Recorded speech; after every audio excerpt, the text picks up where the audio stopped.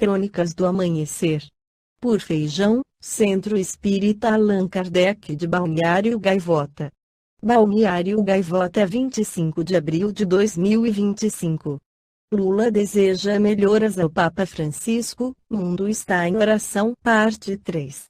O presidente Luiz Inácio Lula da Silva, PT, desejou melhoras ao Papa Francisco, que está internado com uma infecção polimicrobiana. O mandatário publicou a mensagem em uma rede social na terça-feira, 18. O mundo está em oração pela recuperação do querido amigo Papa Francisco. Sua santidade é uma referência de solidariedade e dedicação pela paz no mundo e no combate às desigualdades, escreveu. O pontífice está internado para tratar uma infecção polimicrobiana do trato respiratório. Segundo o boletim médico divulgado nesta terça, o Papa Francisco passou uma noite de bom humor no hospital. O pontífice, que já teve parte de um pulmão removida na juventude, enfrenta problemas respiratórios há mais de uma semana. Inicialmente, relatou um forte resfriado, que depois foi identificado como bronquite. Antes de ser internado, precisou, inclusive, delegar a leitura de discursos a um assessor em várias ocasiões. No livro A Caminho da Luz, o Espírito Emmanuel, pela psicografia de Francisco Cândido Xavier, esclarece que apesar dos numerosos desvios da Igreja Romana, que esquecer os princípios cristãos tão logo que chamada aos gabinetes da política do mundo, nunca o catolicismo foi de todo abandonado pelas potências do bem, no mundo espiritual. Advertências inúmeras lhe foram enviadas em todos os tempos da sua vida histórica, pela misericórdia do Cristo, condoído da impiedade de quantos, sob o seu nome, manchavam o altar dos templos. Enquanto esteve subordinada aos imperadores de Constantinopla, a instituição católica trabalhou para libertar-se de semelhante tutela, procurando a mais ampla independência espiritual, somente conseguida depois do Papa Estevão e, em 756, com a organização do chamado Patrimônio de São Pedro. A esse tempo, os vários soberanos da época dispunham da Igreja de acordo com os seus caprichos pessoais, conferindo dignidades eclesiásticas às consciências mais apodrecidas. A sede do catolicismo se transformará em vasto mercado de títulos nobiliárquicos de toda a espécie. Até depois do século X, semelhante situação de descalabro moral marchava para frente, num crescendo espantoso. Os apóstolos do Divino Mestre, nas claridades do infinito, deploram semelhantes espetáculos de indigência espiritual e promovem a reencarnação de numerosos auxiliares da tarefa remissora, nas hostes da regra de São Bento. Estes missionários da verdade e do bem operam a restauração do mosteiro de Cluny, de onde sairiam pensamentos novos e energias regeneradoras.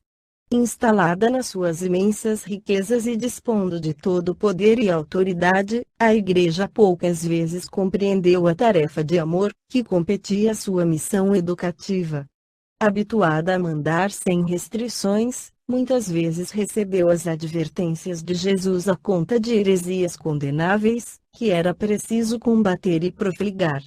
As exortações do alto não se faziam sentir tão somente no seio das ordens religiosas, onde penitentes humildes proporcionavam aos seus orgulhosos superiores eclesiásticos as mais santas lições da piedade cristã. Também na sociedade civil as sementes de luz deixavam entrever os mais esperançosos rebentos de como os apelos do alto continuaram a solicitar a atenção da Igreja Romana em todas as direções. As chamadas heresias brotavam por toda parte onde houvesse consciências livres e corações sinceros, mas as autoridades do catolicismo nunca se mostraram dispostas a receber semelhantes exortações. Havia terminado, em 1229, a guerra contra os hereges, cujos embates atravessaram o espaço de 20 anos, quando alguns chefes da Igreja consideraram a oportunidade da fundação do Tribunal da Penitência, cujos projetos de há muito preocupavam o pensamento do Vaticano. Mascarar-se-ia o cometimento com o pretexto da necessidade de unificação religiosa, mas a realidade é que a instituição desejava dilatar o seu vasto domínio sobre as consciências. Todavia, se a Inquisição preocupou longamente as autoridades da Igreja, antes da sua fundação, o negro projeto preocupava igualmente o espaço, onde se aprestaram providências e medidas de renovação educativa.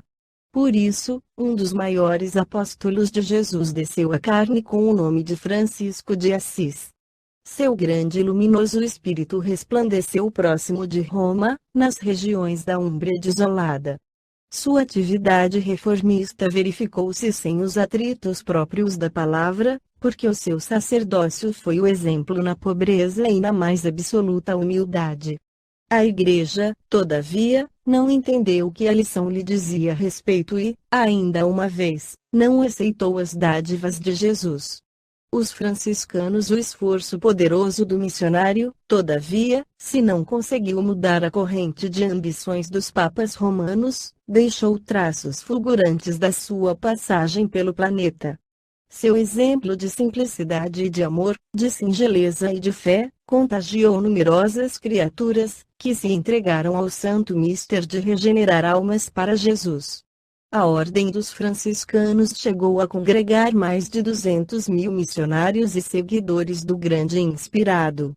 Eles repeliam qualquer auxílio pecuniário, para aceitar tão somente os alimentos mais pobres e mais grosseiros, e o característico que mais os destacava das outras comunidades religiosas era o seu alinhamento dos mosteiros. Em vez de repousarem à sombra dos claustros, na tranquilidade e na meditação, esses espíritos abnegados reconheciam que a melhor oração, para Deus, é a do trabalho construtivo, no aperfeiçoamento do mundo e dos corações. Esta foi a crônica do amanhecer de 25 de abril de 2025. Por Alfredo Feijão Lopes.